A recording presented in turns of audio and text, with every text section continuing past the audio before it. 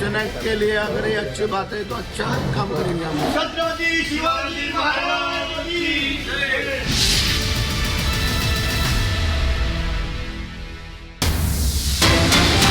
इस वक्त की बड़ी खबर का बीएमसी मुख्यालय की सुरक्षा बढ़ा दी गई है। शिवसेना नेता बीएमसी जा सकते हैं, बीएमसी पार्टी दफ्तर पर दावा कर सकते हैं। तो देखिए, पहले नाम और निशान गया, उसके बाद विधानसभा के अंदर शिवसेना का दफ्तर गया। बड़ी खबर आ रही है, शिवसेना के नेता बीएमसी बॉम्बे म्युनिसिपल कॉर्पोरेशन के दफ्तर में जा सकते हैं और पार्टी दफ्तर पर दावा कर सकते हैं। मोनिका, क्योंकि पहले ही उद्धव गुट की तरफ से साफ कह दिया गया था कि हम बाकी दफ्तरों पर इस तरह से कब्जा नहीं करने देंगे कि विधानसभा में अगर उन्होंने कैप्चर किया है ऑफिस, तो यहाँ पे भी आज आने की संभावना है। तो कोई यहाँ पे आके दंगा न हो जाए या कुछ मिसबिहेवियर न हो जाए, इसलिए उन्होंने सिक्योरिटी रखी होगी। नहीं तो एमसी से हमें भी कोई अभी तक इन्फॉर्मेशन नहीं है और ऐसे भी हम लोग उनको कुछ ले आने के लिए देंगे नहीं। पहले तो ये अनसील करना पड़ेगा, उसकी लॉन्ग प्रोसीजर है।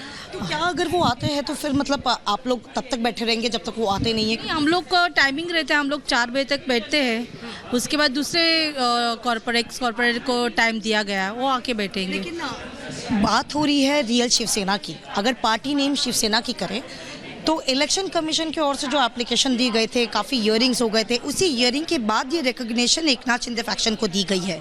तो क्या उसके बावजूद यहाँ पर उनको एंट्री नहीं दी जाएगी? अभी तो निर्णय कोर्ट का भी आना बाकी है। ये तो इलेक्शन आयोग ने कल उनका नोटिफिकेशन दिया हुआ है, डिक्लेरेशन दिया, लेकिन अभी कोर्ट का निर्णय बाकी है। हम लोग को कोर्ट के ऊपर विश्वास है।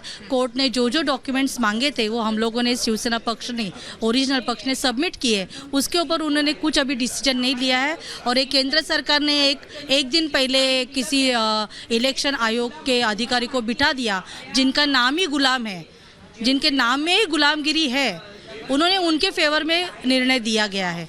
तो ये निर्णय हम लोग को तो मंजूर है नहीं। कोर्ट का निर्णय हम लोग देखेंगे, उसके बाद हम लोग तय करेंगे कि क्या करना है। हमसे बात करने के लिए बहुत बहुत शुक्रिया। तो ये हम देख रहे हैं लगातार पिक्चर एक बीएमसी ऑफिस के बाहर, ये शिवसेना का बीएमसी ऑफिस है। और इम्पॉर्टेंटली अगर हम देखें, सुबह से जिस तरीके से डेवलपमेंट चल रहे हैं, खास तौर पर इलेक्शन कमीशन ऑफ इंडिया के दिए गए जो निर्णय के बाद जो है, जहां पार्टी नाम एकनाथ शिंदे ग्रुप को दिया गया है या फिर सिंबल हो बो एंड आरो, वो अलॉट कर दी गई है। क्योंकि मेजॉरिटी देखी गई थी, जो नंबर्स दिए गए थे, फिर चाहे एमएलएस के हो या एमपी के हो। क्योंकि बात करें नंबर्स की तो एकनाथ शिंदे की ओर से शिवसेना के 40 विधायकों का नंबर दिया गया था। वहीं पर 13 एमपीज के जो डिटेल्स है वो भी एक फाइनल लेटर जो दिए गए थे इलेक्शन कमीशन ऑफ इंडिया को, उसके तहत ये निर्णय इलेक्शन कमीशन की ओर से ली गई थी। लेकिन सवाल कहीं ना कहीं पर अब उद्धव गुट की ओर से दिखाई जा रहे हैं। पुलिस यहाँ पर तैनात की गई है, क्योंकि जैसे ही शिवसेना का रिकॉग्निशन मिलने के बाद जहाँ हम देख रहे हैं कि एक तरफ विधान भवन में जो ऑफिस को असेंबली, जो पिछली असेंबली जो चल रही थी, उसी असेंबली के दौरान उसको बंद कर दिया गया था, सील कर दिया गया था। क्योंकि कहीं ना कहीं पर दोनों गुटों के बीच में जो स्प्लिट थे, उसी के वजह से वो ऑफिस को बंद कर दिए गए थे। हम देख रहे हैं कि इसी ऑफिस को भी सील किया गया है, ये बीएमसी का ऑफिस है, उसको भी सील किया गया है। लेकिन एक तरफ विधान भवन का तो ऑफिस खुल चुका, और उसी ऑफिस में जहाँ पर एकनाथ शिंदे की, जो कि अब रियल शिवसेना कही जाने वाली है, वही शिवसेना जो कि एमएलएज है, वो वहाँ पर पहुँचे थे विधान भवन के ऑफिस में, और वहीं पर पार्टी मीटिंग भी रखी गई है। लेकिन अब बीएमसी के ऑफिस में आकर भी क्या वो अपना हक, जो कि एक शिवसेना का पार्टी ऑफिस है, वहाँ पर भी आकर देखेंगे? क्योंकि एक तरफ यहाँ को रुकाने के लिए उनके लिए बाहर यहाँ पर उद्धव ठाकरे के जो फॉर्मर कॉर्पोरेटर्स हैं, जो कि ठाकरे गट के समर्थन है, वो यहाँ पर मौजूद है बाहर, और हम ऑफिस के बाहर ही वो रुके हुए हैं। और उनका साफ तौर पर कहना है कि ये जो निर्णय कहीं ना कहीं पर बीएमसी चीफ का होता है, जो कि इकबाल सिंह चहल है, उनका निर्णय होना चाहिए ये।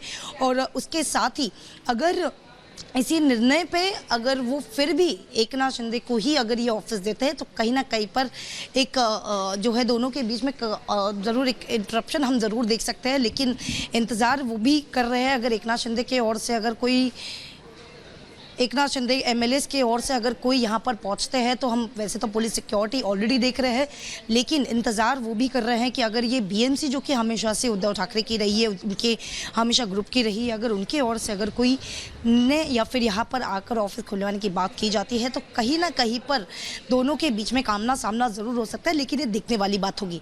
लेकिन सबसे अहम नज़र जो है वो एक तरफ नेशनल एग्जीक्यूटिव वर्किंग कमेटी के ओर से भी रखी जाएगी, क्योंकि यहाँ पर एकनाथ शिंदे जो कि महाराष्ट्र के मुख्यमंत्री है, उनके ओर से ये नेशनल कमेटी मीटिंग की जाएगी और वहीं पर शिवसेना के चीफ पक्ष प्रमुख के तौर पर उनकी नियुक्ति की जाएगी, क्योंकि पिछले महीने के 23 तारीख को एक आखिरी दिन था कहीं ना कहीं पर उद्धव ठाकरे को, जो कि पक्ष प्रमुख के जो दर्जा दो हमेशा से उनको दिया जा रहा था, और बाला साहब ठाकरे के बाद उद्धव ठाकरे को ही महाराष्ट्र के शिवसेना पक्ष प्रमुख का दर्जा दिया जा रहा था, लेकिन कहीं ना कहीं पर उनके जो है वो कंटिन्यू भी रखी गई थी। और ख़ास तौर पर खुद महाराष्ट्र के मुख्यमंत्री एकनाथ शिंदे ने ये साफ तौर पर कहा था कि बाला साहब ठाकरे की इसी सम्मान के साथ हम कोई भी पक्ष प्रमुख को बदलना नहीं चाहते हैं।